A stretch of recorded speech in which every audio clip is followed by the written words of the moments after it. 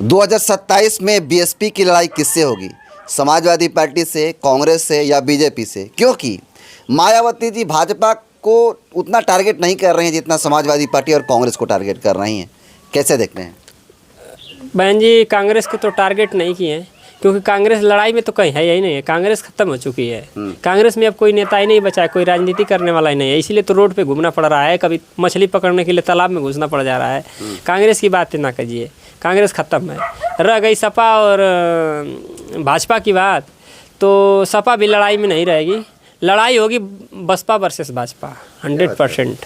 भाजपा और बसपा की लड़ाई है। समाजवादी पार्टी आउट है। समाजवादी पार्टी का हाल राजद वाला होने वाला है। यूपी में? यूपी में। क्या बात कर रहे हैं? चलिए अगला सवाल सीधा मैं पूछूंगा। जयप्रकाश सिंह की वापसी बसपा में हो गई है, उनकी वापसी से बसपा को कितना फायदा होने वाला है? जयप्रकाश सिंह बहुत अच्छे व्यक्ति हैं, टैलेंटेड भी हैं, बहुत विद्वान भी हैं और काफ़ी पार्टी के लिए उन्होंने ईमानदारी से काम किया और निष्कासित होने के बाद भी लगातार डटे रहे। पार्टी के लिए उन्होंने काम किया। उनके धैर्य की परीक्षा ली जा रही थी और उन पास भी किया और पुनः वापसी की गई और उनको काम दिया गया है। केरल वगैरह, तिरुवनंतपुरम में सब सारे इधर बंगाल की तरफ काम दिया गया है, काम कर रहे हैं। तो उनके जो प्रशासक थे, जो चाहते थे कि वापसी हो, वो लोग काफ़ी खुश हैं। तो उनके आने से प्लस पॉइंट हुआ है पार्टी का और निसंदेह होगा, अच्छा काम करते हैं, वोट बढ़ेगा उत्तर प्रदेश के अंदर। जी। अगला सवाल, एक बिहार का पत्रकार है मनीष कश्यप, अंबेडकर पार्क में जाता है और एक एक टूटी फूटी चीज़ों को दिखाता है और मायावती जी को कहता है कि मैं तो इनको पहचान ही नहीं रहा हूँ। क्या कहना चाहेंगे उसके? ये वीडियो काफ़ी पुरानी है, पुरानी ही वीडियो है, बहुत पुरानी वीडियो है और उसी समय मैं उसका विरोध किया था और वो इस समय कई मिलियन व्यूज़ है यूट्यूब पर, उसको आप देखेंगे। देखा था मैंने। हाँ, तो मैं उसका विरोध ऑलरेडी कर चुका हूँ मनीष कश्यप का। क्या कहना चाहेंगे? ये लोग क्या कहें, ये कहते हैं बहन जी को, अरे इन जैसे तुच्छ लोगों को हम नहीं जानते। क्या बात कर रही हैं? हाँ, इन जैसे तुच्छ लोगों को हम नहीं जानते, जो खुद आए दिन विवादों में घिरा रहता है, बस हाईलाइट होने के लिए बस कुछ भी बोलता है। और देखिए भाई, पूरे भारत में अगर वो नहीं जानता है तो मैं उसको बता दूं, ये वही बहन कुमारी मायावती जी हैं जिन्होंने एक वोट की वजह से भाजपा की सरकार को गिरा दिया था। ये वही बहन जी हैं जिनके लिए लाखों करोड़ों लोग अपनी गर्दन कटाने के लिए तैयार हैं। ये वही बहन जी हैं जिनके एक आवाज़ पे पूरा भारत जाम हो सकता है 1 घंटे में। ये वही बहन जी हैं जो दुनिया की 8 ताकतवर महिलाओं में अपना स्थान रखती हैं। ये वही बहन कुमारी मायावती जी हैं जो मानवर कांशीराम साहब के बाद हमारी मसीहा हैं, जिनको हम मसीहा मानते हैं, अपना महापुरुष मानते हैं, जिनको हम जिंदा न्याय की देवी मानते हैं। ये वही बहन कुमारी मायावती हैं जिनके जैसा कोई शासन आज तक चला नहीं पाया।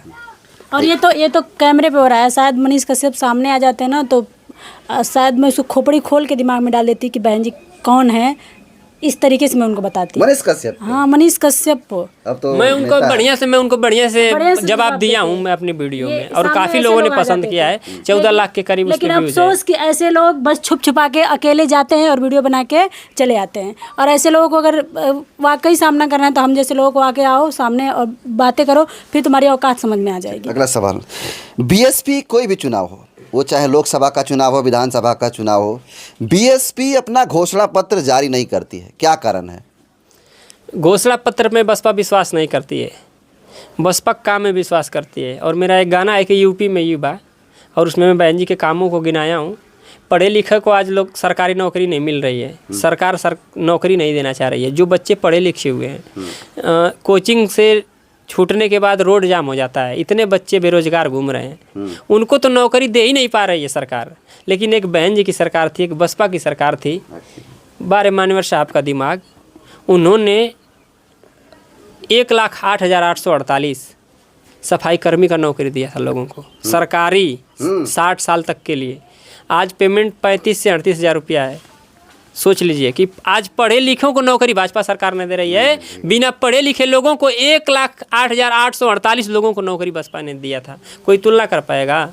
तब भी घोषणा पत्र जारी नहीं हुआ था और इतने काम हुए। आज किसी एक व्यक्ति, किसी एक समुदाय के, किसी एक जाति के व्यक्ति के पास 20-20, 50-50 बीघा खेत है। बसपा की देन है? नहीं, मेरी पूरी बात होने दीजिए। आज किसी एक व्यक्ति के पास, किसी एक समुदाय के व्यक्ति के पास 20-20, 50-50 बीघा है। अब वहीं एक तरफ किसी समुदाय, किसी व्यक्ति के पास अपने घर का जो झाड़न होता है, कचरा फेंकने के लिए जगह नहीं। सही बात। लेकिन जब बसपा की सरकार बनी तो कागज़ में ढूंढा गया कि खाली जगह कहाँ बची है, और जितनी खाली जगह थी वो ऐसे लोगों को बांटा गया। तभी नारा एक दिया गया है कि जो जमीन सरकारी है वो जमीन हमारी है, और क्योंकि ये आज देश मेरे हमारा गाँव में है। मेरे पिताजी उस समय प्रधान बने थे, गांव के प्रधान बने थे। मेरी माताजी, महिला सीट थी, 1995 की बात है, मैं पेट में था। आज मेरे पिताजी के हाथों द्वारा वो पट्टा किया गया है। आज भी लोग पिताजी को आकर के, आपकी वजह से मेरा थोड़ा सा हो गया है कि मैं 20 किलो 50 किलो जो 2 कुंटल गेहूँ उगा लेता हूँ। चलिए, इन्होंने कहा, प्रीति जी ने कहा कि जो ज़मीन सरकारी है वो ज़मीन हमारी, नारा दिया गया बसपा की तरफ। लेकिन ओपी राजभर के बेटा अरविंद राजभर ये कहते हैं कि बसपा के गुंडे ये नारा दिए हैं और इस बार बसपा को जीतने नहीं देना है। क्या कहिएगा उनके लिए? अरे पहले तो ये पता नहीं है कि कॉल पढ़े हैं कब क्या बोलना है, कैसे बोलना है। दूसरी चीज़, उनके पापा को मैं क्या कहूँ, उनका समाज भी जान गया है, राजभर समाज भी जान गया है। हम लोग भी समाज में घूम रहे हैं तो बातें मिलती रहती हैं।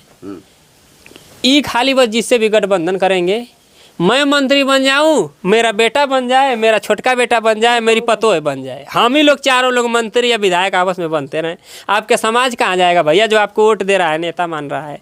तो ये लोग अपने बाप के रहमो करम पे ही लोग दोनों लोग नेता बन गए हैं। बाकी अगर वाकई में भेंट हो जाए बात करने वाले से, पत्रकार से, या हमसे हो जाए बात करने के लिए, तो बात नहीं कर पाएंगे। बस पिता के रहमो करम पे ये लोग अपना घूम रहे हैं, बसपा को औकात दिखा रहे हैं। हाँ, दिखा रहे हैं। इनको अपने पिताजी से सीखना चाहिए कि भाई इनके हाँ, पिताजी लेकिन भाजपा में पिताजी हैं। सम्मान करते हैं। इनको अपने पापा से सीखना चाहिए कि मेरे पिताजी की औकात नहीं है कि कुछ बोल दे बहन जी के खिलाफ। मैं कैसे बोल रहा हूँ? भाजपा में होते हुए आज भी बहन जी के गुण गाते हैं, जी बहन जी, जी बहन जी। और ये चले हैं जिनके पिताजी को बसपा ने नेता बनाया, वो आज बहन जी पे सवाल उठा रहे हैं। एक आखिरी सवाल लेना चाहेंगे, हालांकि ऐसे बहुत सारे सवाल हैं, मैं नहीं ज़्यादा पूछूंगा।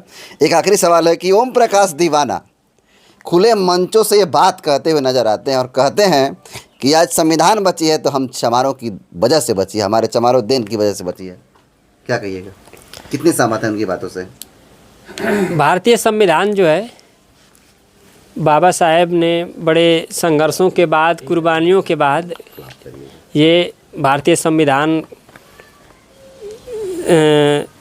जो उसके आर्टिकल्स हैं, जो उसके अनुच्छेद हैं, जिसमें भारत के हर एक भारतीय का अधिकार उसमें निहित है, और ये पूरा जो देश है, जो पूरा सिस्टम है, उसी नियम के तहत चल रहा है। और इस संविधान में ही हमारे समाज के लोगों को अधिकार मिला।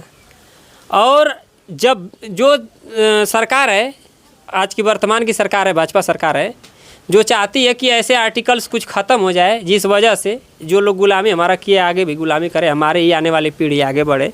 तो जब ऐसे ऐसे कुछ बदलाव होते हैं तो रोड पे आंदोलन करने के लिए देखा जाए तो 90% से 95% चमार बिरादरी के लोग ही आते हैं। तो उनका कहना कहीं ना कहीं सही है कि जब लाठी खाने की बात आए, जब हमारे अधिकार को सुरक्षित रखने की बात आए, जब आंदोलन करने की बात आए, जैसे 2 अप्रैल को हमने आंदोलन किया तो सबसे ज़्यादा चमार बिरादरी के लोग ही उपस्थित होते हैं, लेकिन लाभ इसका सारे लोग लेते हैं।